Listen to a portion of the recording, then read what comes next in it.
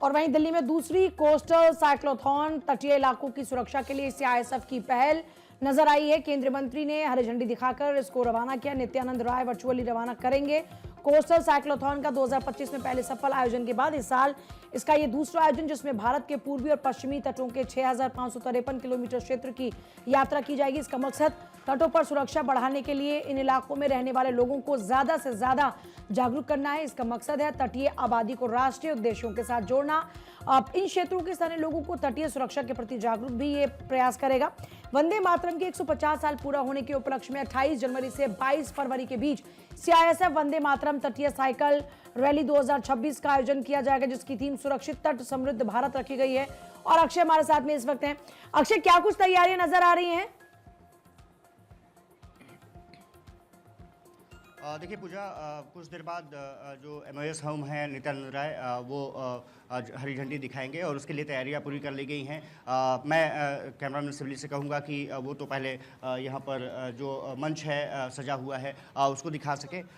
उसके right side में जाएंगे तो डीजी सीआईएसएफ प्रवीर रंजन अपनी टीम को दिशा निर्देशन देते हुए नजर आएंगे। और साफ तौर पर है कि ये आज का दिन काफ़ी महत्वपूर्ण होने जा रहा है। लगभग 6500 किलोमीटर की ये साइक्लोथॉन रहेगी। कोस्टल इलाकों को ये सुरक्षित तट और समृद्ध भारत, इसकी पूरी थीम रखी गई है। आप देख सकते हैं कि सीआईएसएफ के तमाम जवान उधर आप देखेंगे तो जो साइकिलिंग करने वाले हैं तमाम पुरुष और महिला जो प्रतिभागी हैं वो यहाँ पर करेंगे। 6500 किलोमीटर से ज़्यादा की जो यात्रा है ये लोग कंप्लीट करेंगे और सुरक्षित तट समृद्ध भारत, जो विकसित भारत का जो विज़न है उसको लेकर के ये कहा जा सकता है कि बहुत बड़ी पहल सीआईएसएफ द्वारा की गई है। और कुछ देर बाद जो नित्यानंद राय है वो पहुंचेंगे और यहाँ पर फ्लैग ऑफ करेंगे। अधिकारियों की यहाँ पर मौजूदगी है, बैंड्स की मौजूदगी है और कुछ देर बाद ही मुझे लगता है कि नित्यानंद राय यहाँ पर पहुँचेंगे। कोशिश ये है कि निश्चित रूप से देख सकते हैं कि यहाँ पर सीआईएसएफ डीजी प्रवीर रंजन साहब, सुधीर कुमार एडीजी, इसके अलावा तमाम अधिकारी यहाँ पर आपको फोटो सेशंस कराते हुए नज़र आ रहे हैं। कहा जा सकता है कि आज का दिन निश्चित रूप से काफ़ी महत्वपूर्ण हो जाता है जब तटीय सुरक्षा की बात की जाती है। और कह सकते हैं तो साफ तौर पर है कि आज का दिन काफ़ी महत्वपूर्ण रहा है। और यहाँ पर बैंड की प्रस्तुति होगी। जब नित्यानंद राय पहुँचेंगे तो वहाँ पर कार्यक्रम में शिरकत करेंगे और इसके केंद्र में रहेगा तटीय सुरक्षा के साथ साथ जो देश के बड़े विषय हैं या देश की जो प्रयास देश में हो रहे हैं उनके साथ में तटीय इलाकों को जोड़ा जाए। ये उद्देश्य अपने आप में कितना खास है और उसमें क्या कुछ चैलेंजेस रह सकते हैं?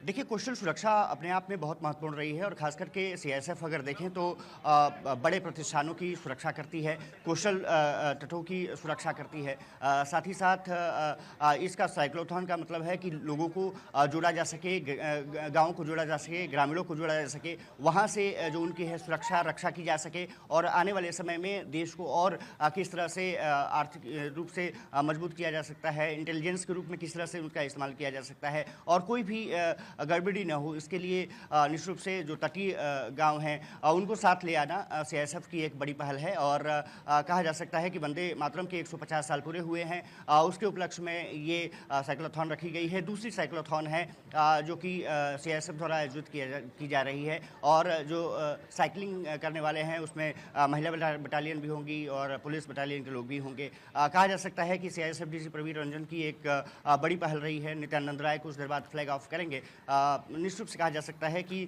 तटीय क्षेत्र की सुरक्षा करना और उसके बाद भारत को समृद्ध विकसित राष्ट्र बनाने का संकल्प जो प्रधानमंत्री नरेंद्र मोदी ने लिया है उसके कहीं ना कहीं पहल में ये एक बड़ी पहल कही जा सकती है। और सीआईएसएफ ने बड़ा कार्यक्रम यहाँ पर आयोजित किया है।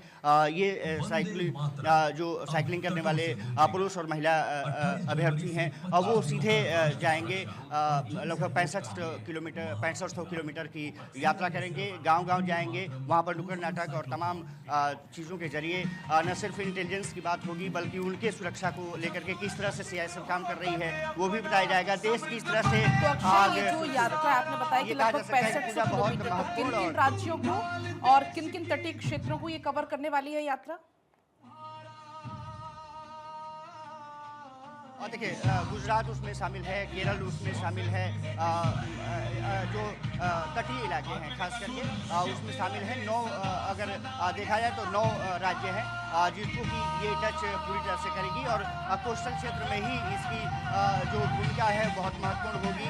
गाँव को टच किया जाना है, वहाँ पर इंटेलिजेंस को मजबूत किया जाना है, वहाँ से संवाद किया जाना है और ये भी कोशिश की जा रही है कि सीआईएसएफ उस गाँव को भी गोद लेगा और जिनको कि उनको बेहतर बनाने में, उनकी शिक्षा में, उनकी लाइवलीहुड को बेहतर करने में कहीं ना कहीं सीआईएसएफ योगदान देगा। आज का दिन निश्चित रूप से महत्वपूर्ण होने जा रहा है। 8 से लेकर के 22 फरवरी तक ये कार्यक्रम पूरे चलने जा रहे हैं। बिल्कुल 28 से 22 तक ये कार्यक्रम चलने वाला है। इस अभियान के माध्यम से नागरिकों को सुरक्षा एजेंसीज के साथ सहयोग और किसी भी संदिग्ध गतिविधि की सूचना तुरंत देने के लिए प्रेरित किया जाएगा। दूसरी है साइक्लोथॉन, अब जहां पर अभी अक्षय की मौजूदगी है और यहीं से ही वर्चुअली इसका आगाज किया जाएगा। बहुत शुक्रिया अक्षय आपका फिलहाल पूरी जानकारी देने के लिए।